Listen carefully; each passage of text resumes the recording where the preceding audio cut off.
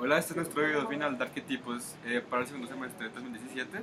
Vamos a hablar de lo que fue todas las temáticas tratadas durante el curso y al final pues hacer como la asociación con el tema de lo que es la arquitectura simbólica. Entonces pues partiremos primero de la lectura de Rickbert y la lectura de La Casa de Ana en el Paraíso, porque de aquí surge la pregunta de si hay una, un origen de la arquitectura, como un primer indicio de arquitectura en la historia de la humanidad. Entonces, Bueno, con esto también surge otra pregunta y es ¿en qué momento surge la arquitectura? Si esto se da con el ser humano o se da antes y si esto también se hace, pues si los animales también hacen arquitectura.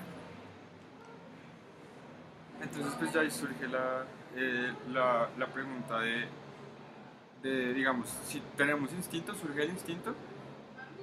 Pero pues digamos ahí como que uno, la idea vaga primeriza de que el hombre buscó la arquitectura como medio de refugio, puede decir, bueno, sí, puede que sea un instinto, pero si uno se pone a pensarlo más como a fondo, yo creo que no es un instinto y fue, mejor dicho, una arquitectura simbólica. Y también surge entonces, si surge exclusivamente del aprendizaje. O también de lo que han vivido, entonces de las experiencias, pues como de las experiencias que han tenido, entonces eso los hace desarrollar nuevas cosas, que en este caso sería la arquitectura, para poder sobrevivir a su ambiente. Pero probablemente, o sea, no es de ninguna independientemente, es probablemente una unión De entre las las tres, tres. sí. Y para responder a estas preguntas es necesario diferenciar al ser humano y al animal. Entonces, el ser humano es un ser social con cultura y, o sea, se dice que tienen cultura porque viven en comunidad y por esto crean redes como O de sea, significados y si símbolos. partimos de que el ser humano es un ser social, como para lograr vivir en sociedad, tiene que generar un entramado de significados, de símbolos, de comunicación con el otro, que es lo que se conoce como cultura. Entonces, esa red de significados es lo que le va a ayudar en primera instancia a, a comprender el mundo, es como su medio de comprensión del mundo, y que sea en un primer momento con el lenguaje verbal. Y también, sí, Pues digamos, sí, ¿qué importancia tiene el lenguaje verbal? Es porque es la el primer momento en el que el ser humano da un indicio de que se empieza a alejar del mundo y empieza de alguna manera a abstraerse y a dejar de ser un animal como tal. Entonces ahí aparece la cultura y el lenguaje como uno de los principales diferenciadores del ser humano y el animal. Pero no solo eso, también a través del lenguaje verbal tú transmites como las historias que te han pasado, por eso es que se crearon los mitos y por eso es que se saben muchas historias del pasado por la transmisión oral entre las culturas. Y pero también ha también, sido como, también ha ayudado al desarrollo de la arquitectura, porque Exacto. sí. se han pasado como entre culturas, así no, de pronto no fueran de la misma tribu o lo que sea, se han podido pasar conocimientos y Pero entonces, experiencias. para decir que digamos que el lenguaje es clave para el desarrollo de la arquitectura, entonces es importante explicar por qué el lenguaje como específicamente es un diferenciador del humano, y es porque como es nuestra manera de ver el mundo y comprenderlo, entonces crea nuevos conceptos de espacio, de tiempo, crea el inicio, medio y el fin, y la vida y la muerte. Conceptos que un animal no tiene en sí solo. Un animal no piensa en la muerte, no piensa si está vivo, el animal solo vive. En cambio, esa autoconciencia creada por el lenguaje mismo, por los conceptos creados y por la abstracción del mundo como tal, es lo que le da al ser humano esa capacidad cognitiva que no tiene un animal. Bueno, entonces, como dijo Santiago, esta es la forma, esto es lo que nos diferencia de los animales. Entonces, los seres humanos aprendemos y eso es lo que se manifiesta como arquitectura y de esta forma surge como un producto cultural. Sí, entonces, como para dejar en Sí, claro, la arquitectura es aparece la arquitectura como humana. producto cultural Es meramente algo humano. humano. Exactamente. Exacto. Y pues el cultural es humano. Entonces ahora es pertinente preguntarse en qué momento también llegamos a ser el ser humano que somos hoy, Homo sapiens, en un proceso de evolución de hombres que hubo en toda la, pues, en la historia. Y en esta pregunta cabe preguntarse cómo se llegó a la evolución del lenguaje verbal. Entonces, Entonces, a través de este lenguaje también aparece el lenguaje escrito y también la pintura. Y bueno, y por esto el hombre sale como de su mundo en el que antes estaba inmerso y corta como todo el vínculo con los animales y todos los hombres anteriores como con los que antes se vinculaba.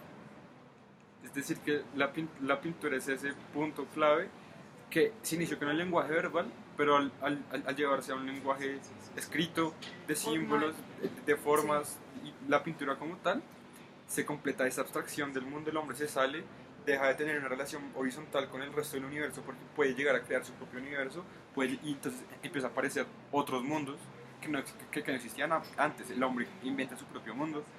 No, y que también se sabe reflejar a él mismo, o sea, por medio de la pintura dibujan sus manos o sus propios cuerpos que en sí mismos se van identificando.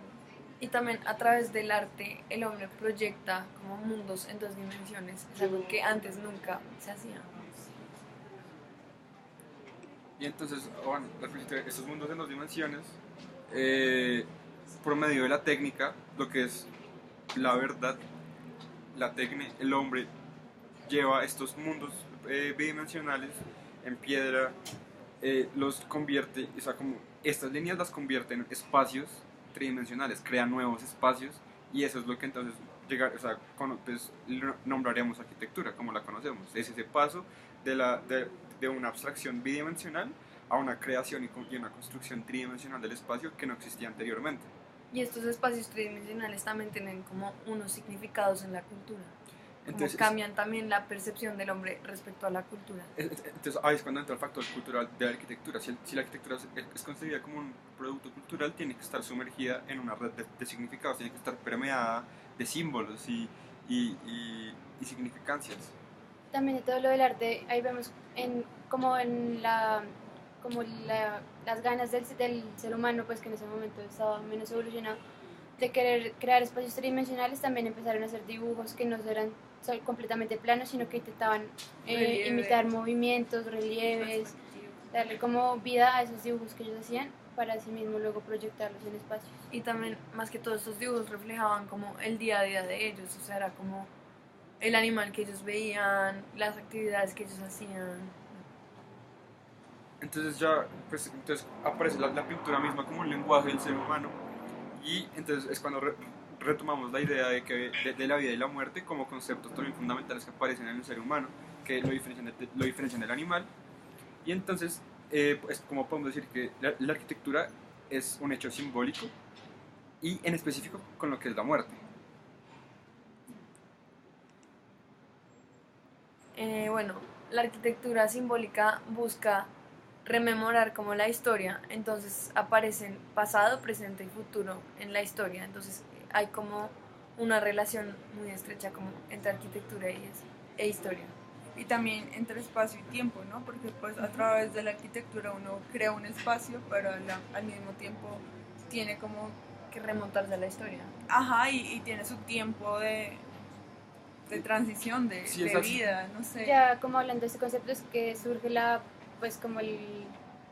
idea del mito, y saber cómo qué de verdad hay en las historias de los mitos, en las historias de la creación, del origen. Sí, digamos, con la lectura de Urbina lo que él plantea es que el mito en la cultura, no sé, popular actual suele ser considerado como algo imaginario, fantástico, falso. Como una mentira. Pero entonces él dice, para los griegos, digamos, pues el mito, o para todas las culturas antiguas, el mito es recordar. Y pone un ejemplo de que la palabra verdad en griego viene pues, de la etimología de aletheia. Aletheia significa olvido, a significa sin, entonces aletheia es sin olvido. Esa es la palabra para verdad, que no es como la entendemos hoy en día, como la dicotomía, el opuesto entre verdadero y falso, sino verdad es lo que hace recordar. Por ende, verdad y mito se equiparan y son prácticamente, o sea, van tomados de la mano. El mito ayuda a recordar, por lo cual el mito es verdad. Y no son opuestos, sino que al contrario se relacionan. Exacto. Entonces la arquitectura simbólica es el acto de recordar, porque la arquitectura simbólica es llevar el mito al presente. Entonces aparece el concepto de arquitectura como aletheia, como llevar presentes y memorias al presente, pasados y memorias al presente. Sí, bueno, o sea, entonces la arquitectura simbólica es crear espacios de comunión entre lo que es la vida y la muerte, el pasado y el presente. Es crear un lugar de ritual donde uno se pueda encontrar con lo que alguna vez fue y ahora es parte de la historia. Y con esto se crea como un lenguaje común, como es una forma del hombre como de apropiarse del mundo. Y también yo creo, pues eso lo vimos evidente en nuestro caso de estudio que fue el memorial de Peter Sumter, que, o sea, pasó algo, un hecho que les marcó y no lo dejaron en el olvido, sino que se apropiaron del hecho. Sí, y crearon un espacio y le generan un rito a ese suceso que marcó en la vida de esas personas. Y esa ya es la conexión entre esas personas que murieron y nosotros y por las personas que viven el espacio y que pueden pasar por él. Entonces es como no queremos olvidar a esas personas, entonces por eso se crea una arquitectura en especial para ellos. Lo bonito de la arquitectura es entonces que aparece también como un lenguaje propio, a diferencia del dibujo o el verbal, y que tiene sus propios significados, y eso es lo que uno ve en el espacio. Y entonces es lo que el arquitecto trata de plasmar en cada uno de sus memoriales, es como transmitir todas esas ideas, esos símbolos, esas sensaciones, todas las experiencias que hubo en algún momento, que vivieron ciertas personas, que hubo en una cierta coyuntura histórica, y la busca traer al presente para que dialogue con nosotros, con nuestras vidas. Bueno, también es importante aclarar que el ritual como de comunión con los muertos y como los vivos se da mediante sacrificios y danzas. Y también, o sea, como que cada cultura tiene una forma de como expresar su cultura, entonces digamos un ejemplo eso también es el señor que fue Ícaro. Sí. Entonces como mostrándonos una cultura completamente diferente, pero que siempre tienen el mismo pensamiento de lo terrenal y lo que está más allá de la vida. Y como también que todas estas danzas no son como porque sí, sino que tienen como una razón de ser, como es su cultura, y como una razón como de ellos ven expresar. su cosmovisión. Y es como el lenguaje mismo también crea nuevas categorías de espacio que no existían y que no existen para un animal, y es el arriba, el abajo, el superior, el inferior, el cielo, el infierno, el mundo terrenal. Y entonces, pero todas las culturas comparten el ritual de la celebración, del sacrificio, de la danza. Y entonces el espacio de la arquitectura, si se habla de una generalidad para todas las culturas, tiene que poder abarcar esas dos actividades primordiales, el sacrificio y la danza. Por lo cual, históricamente surgen dos tipologías, que son la torre y el laberinto. Ahí es como que ambas tipologías son igual de importantes porque la torre es como el lugar al que se quiere llegar, pero el laberinto es la forma en la que llegas, entonces como que sin una, la otra no tendría sentido y no que sería igual de necesitas de importante. las dos. Sí. O sea, Como hoy en que día sería coexisten como el entre edificio sí. y el espacio público. Entonces ya pues esas dos tipologías que en algún momento fueron de pronto muy, muy explícitas, y se han ido de pronto abstrayendo, pero se mantienen, digamos, ahora se mantienen como categorías mentales, son las que llamamos arquetipos en la arquitectura, y son esas dos categorías que están ahí presentes tal vez en lo más profundo de nuestra mente, pero que siempre hacen parte del ritual de la arquitectura, de pensar arquitectura y construir arquitectura, siempre tienen en cuenta. Es como el modelo a seguir que uno tiene Y como la razón. de la arquitectura. Como la razón de hacer arquitectura. O sea, como exacto. ver que arquitectura no se hace como porque sí, sino que se Tiene sigue una como razón. un propósito. Ajá. Y por eso también es el intento pues, que tuvo Fabio de demostrar que esos arquetipos existen en los dibujos de cuando éramos niños, porque si intentamos acercarnos a lo que éramos antes, o sea, a lo más esencial, no primitivo, sino esencial cuando no estamos influenciados por tantas cargas culturales, Ujú. es lo mismo, es entender que el niño trae consigo ya ciertos conceptos, de pronto a priori, que son la torre y el laberinto, y que están presentes a lo largo de la historia de la arquitectura. Y además, digamos, es muy interesante ver cómo estos conceptos están presentes en un niño que puede vivir en China y en un niño que puede vivir al otro lado del mundo, sin que, o sea, de ninguna manera hayan aprendido eso, sino que solo ya Vienen con ya uno. nacieron vienen con con él. él. Sí. Entonces es como una cultura esencial del ser humano, como que no se aprende, sino que ya viene. que nace viene, con ello. que ha venido con su evolución así, general, como seres humanos. Bueno, eso es todo. Espero haya quedado claro. Nos vemos en otra ocasión.